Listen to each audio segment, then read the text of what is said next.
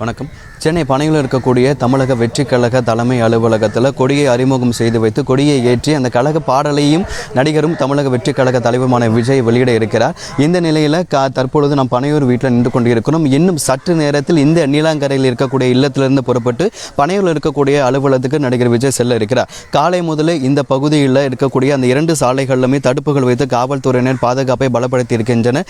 இந்த நிலையில் பனையூரில் இருக்கக்கூடிய தமிழக வெற்றிக் கழக தலைமை அலுவலகத்திற்கு நீலங்கரை இல்லத்திலிருந்து இன்னும் சற்று நேரத்தில் விஜய் அவர்கள் புறப்பட இருக்கிறார். குறிப்பாக இன்று வேலை நாட்கள் என்பதால் இங்கிருந்து அவர் வாகனத்தில் வீட்டில் இல்லத்திலிருந்து புறப்பட்டு அவர் அந்த தலைமையகம் செல்லும் பொழுது ரசிகர்கள் யாரும் பின்தொடர்வார்கள் என்பதால் போக்குவரத்து நெரிசல் என்பது ஏற்படக்கூடும் என்பதற்காக ஒவ்வொரு போக்குவரத்து சிக்னல்களையும் போக்குவரத்து காவலர்கள் நிறுத்தப்பட்டிருக்கிறார்கள். ஏன்னா இது ஒரு காலை பீக் ஹவர்ஸ் அப்படிங்கிறதுனால பள்ளி மாணவர்கள் பள்ளிக்கு செல்வார்கள், அதே போல வேலைக்கு செல்லக்கூடிய நபர்கள் இந்த நேரத்தில் அதிகமாக சாலைகள் செல்லக்கூடிய நேரம் என்பதால் அவர் இல்லத்திலிருந்து புறப்பட்டு அலுவலகம் செல்லக்கூடிய வகையில் அந்த நேரத்தில் ரசிகர்கள் யாரும் பின்தொடர்ந்து அதனால் போக்குவரத்து நெரிசல் ஏற்படக்கூடாது என்பதற்காக ஒவ்வொரு போக்குவரத்து சிக்னல்களையும் போக்குவரத்து காவலர்கள் நிறுத்தி வைக்கப்பட்டிருக்கிறார்கள். தற்பொழுது பனையூரில் இருக்கக்கூடிய தலைமை அலுவலகத்திற்கு செல்வதற்காக இன்னும் சற்று நேரத்தில் விஜய் அவர்கள் அவருடைய இல்லத்திலிருந்து புறப்பட இருக்கிறார். சரியாக 9:15 மணிக்கு இந்த நிகழ்ச்சி தொடங்க இருக்கக்கூடிய ஒரு சூழ்நிலையில் இன்னும் சற்று நேரத்தில் நீலாங்கரை இல்லத்திலிருந்து நடிகரும் தமிழக வெற்றிக் கழக தலைவருமான விஜய் புறப்பட இருக்கிறார். ஆசிரி அடுத்தபடியா பனையூர் தலைமையகத்திலிருந்து செய்தியாளர் லதா இணைகிறார். லதா வணக்கம். அந்த பகுதியில் பாதுகாப்பு ஏற்பாடுகள் எந்த அளவுக்கு செய்யப்பட்டிருக்கு? நிர்வாகிகளுக்கு என்ன மாதிரியான நிபந்தனைகள் விதிக்கப்பட்டிருக்கு?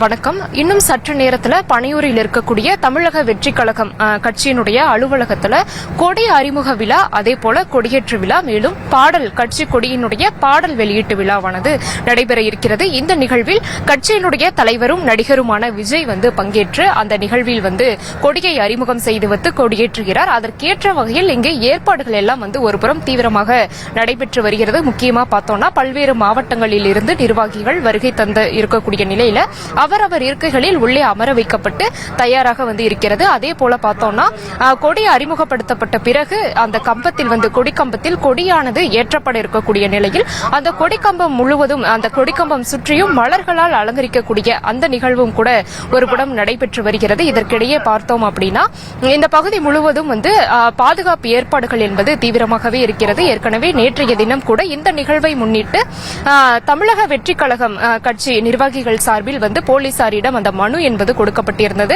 அந்த தேவையான பாதுகாப்பு என்பது வழங்க வேண்டும்.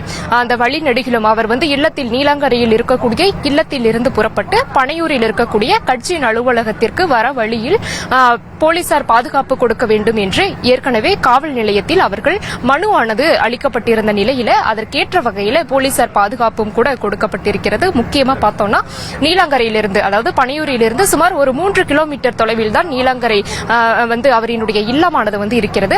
அந்த இல்லம் பகுதியில் இருந்தே கூட போலீசார் பாதுகாப்பு என்பது போடப்பட்டிருக்கிறது. முக்கியமா பார்த்தோம்னா சுமார் 150 போலீசார் பாதுகாப்பு பணியில ஈடுபடுத்தப்பட்டு இருக்கிறார்கள்.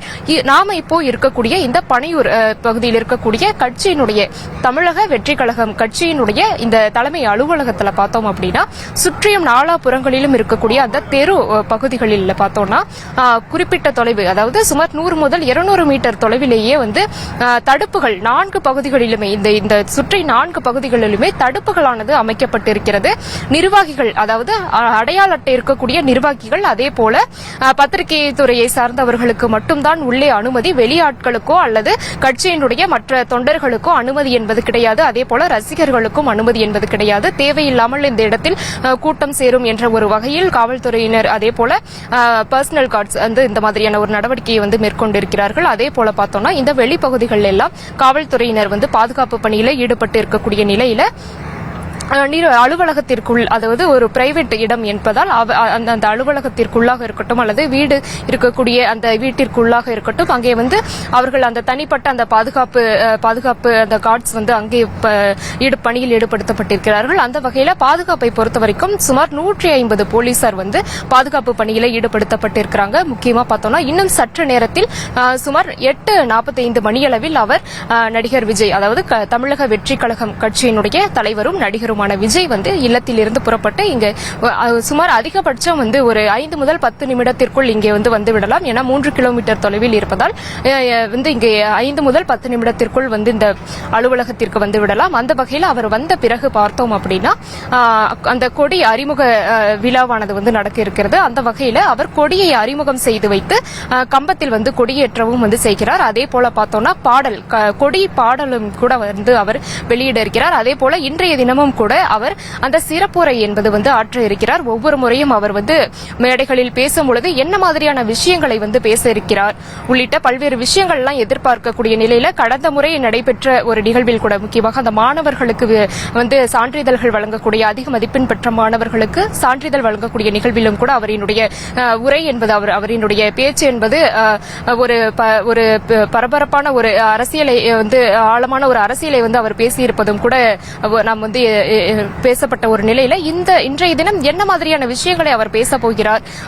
என்பது வந்து ஒரு எதிர்பார்ப்பாகவே இருக்கிறது. அந்த வகையில பார்த்தோம்னா கடந்த 2 நாளைக்கு முன்பாக கூட கடந்த 19ஆம் தேதி கொடியேற்ற அந்த ஒத்திகை என்பது வந்து அவர் மேற்கொண்டிருந்தார். அவர் வந்து கட்சி அலுவலகத்திற்கு வந்து அவரினுடைய புகைப்படம் இருக்கக்கூடிய அந்த மஞ்சள் நிற கொடியை வந்து ஏற்றி அந்த ஒத்திகை என்பது பார்க்கப்பட்டிருந்தது. அந்த வகையில கட்சியினுடைய கொடி எந்த நிறத்தில் இருக்கிறது, என்ன நிறத்தில் வந்து இருக்கலாம் என்ற ஒரு எதிர்பார்ப்பும் கூட இருக்கிறது. ஒரு புறம் மஞ்சள் சிகப்பு கலந்த அந்த கொடி இருக்கும் என்று ஒரு புறம் தற்பொழுது பேசப்பட்டு வரக்கூடிய நிலையில இன்னும் சற்று நேரத்தில் அதற்கான விடையும் கூட நமக்கு தெரிந்துவிடும். அந்த வகையில பார்த்தோம்னா இன்னும் சற்று நேரத்தில் அந்த கொடி அறிமுக நிகழ்ச்சியானது வந்து நடைபெற இருக்கிறது. அதற்கேற்ற வகையில் இங்கே பாதுகாப்புகளும் கூட வந்து தீவிரமாக வந்து இருக்கிறது.